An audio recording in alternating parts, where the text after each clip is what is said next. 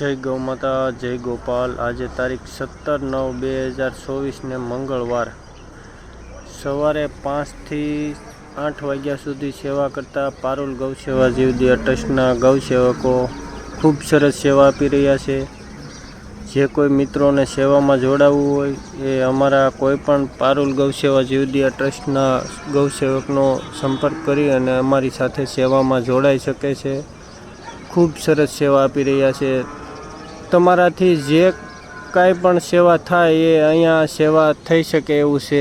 નિરણ નિરવાની, પાટાપિંડી કરવાની, ડ્રેસિંગ, પક્ષીઓને સણ નાખવાની, આ જો ખૂબ સરસ સેવા આપી રહ્યા છે। કુંડા ભરવાના જો